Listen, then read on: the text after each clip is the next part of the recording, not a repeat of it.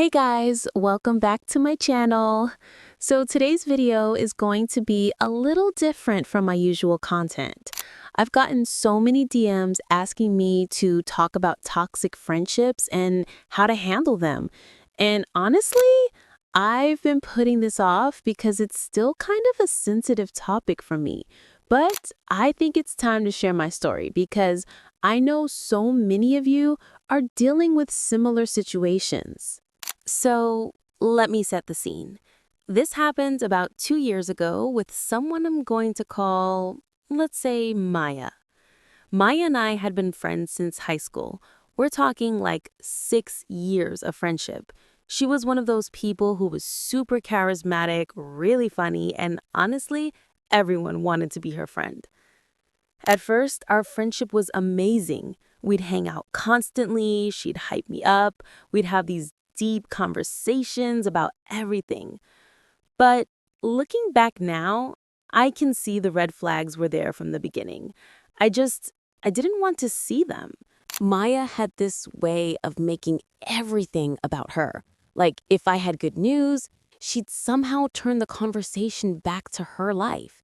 If I was going through something difficult, she'd either minimize it or one-up me with her own problems. But she was so smooth about it that I didn't even realize it was happening.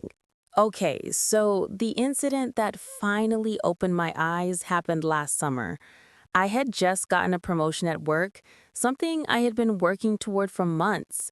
I was so excited to tell her because, she was supposed to be my best friend.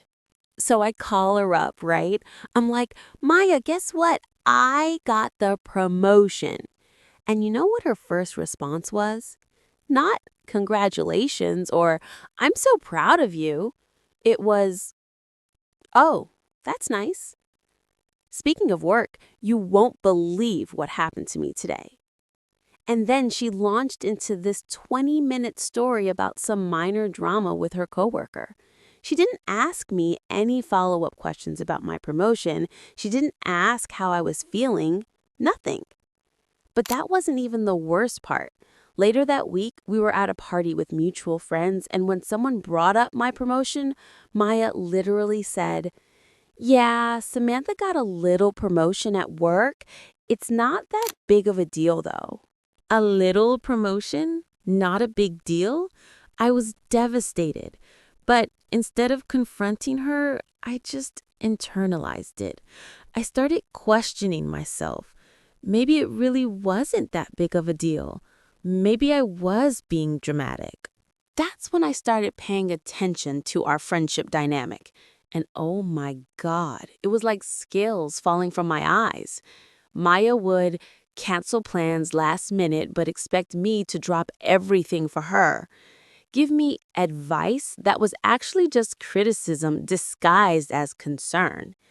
Share my personal business with other people without asking. Make little comments that would chip away at my self-confidence. Turn every conversation back to herself. But here's the thing about toxic friends. They're not toxic 100% of the time. Maya could be incredibly supportive when she wanted to be. She'd remember small details about my life, give great advice sometimes, and we genuinely had fun together. That's what made it so confusing and hard to recognize. So, fast forward a few months, I had been trying to distance myself a bit, but Maya wasn't having it. She started guilt-tripping me about being a bad friend and not making time for her. The final straw was when she showed up to my apartment unannounced while I was having a really rough day. My anxiety was through the roof, I had been crying, and I just needed space. But instead of being supportive, she made it about how I was being weird and shutting her out. That night, I decided I had to say something. I texted her asking if we could talk, and we met up at a coffee shop the next day. I was so nervous, you guys. I had literally written down what I wanted to say because I knew she was good at turning things around on me. I told her that I felt like our friendship had become one-sided and that some of her comments had been hurting my feelings. Her response? She immediately got defensive. She said I was too sensitive and that she was just being honest with me. She turned it around and made it seem like I was the problem for bringing it up. Classic manipulation tactic, by the way. After that conversation, I realized that Maya wasn't going to change, and I had to decide what I was willing to accept in a friendship. I started setting boundaries. I stopped sharing personal information that she could use against me later. I began limiting our hangout time and started saying no to plans. When she made cutting remarks, I called them out in the moment. I stopped being her emotional dumping ground for problems she wasn't willing to solve. And you know what? She did not like this new version of me. She started calling me distant and not fun anymore. She'd make passive-aggressive comments about how I had changed. But honestly, that just confirmed that I was doing the right thing. The friendship officially ended about 6 months later. Maya had planned this big group trip and invited everyone except me. When I found out through social media, I realized she was trying to exclude me and make me feel left out, probably as punishment for setting boundaries. Instead of confronting her about it, I just let the friendship fade. I stopped reaching out, stopped responding to her texts promptly, and gradually removed her from my life. Some people might say I should have had one final conversation, but honestly, I had already tried communicating with her and it didn't work. Looking back, here's what I wish I had known earlier. Trust your gut. If something feels off in a friendship, it probably is. Don't gaslight yourself into thinking you're being too sensitive. Real friends celebrate your wins. They don't minimize your achievements or make them about themselves. Boundaries aren't mean. You're allowed to protect your peace and energy. Good friends will respect your boundaries. You can't fix toxic people. I spent so much time trying to figure out how to communicate better with Maya, but the problem was never my communication style. It's okay to outgrow friendships. Just because you have history with someone doesn't mean you have to keep them in your future.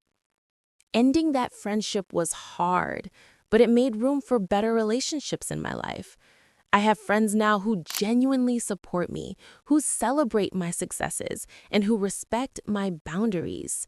The difference is night and day.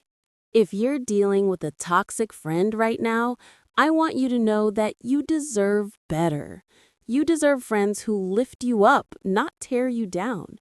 You deserve to be celebrated, not minimized.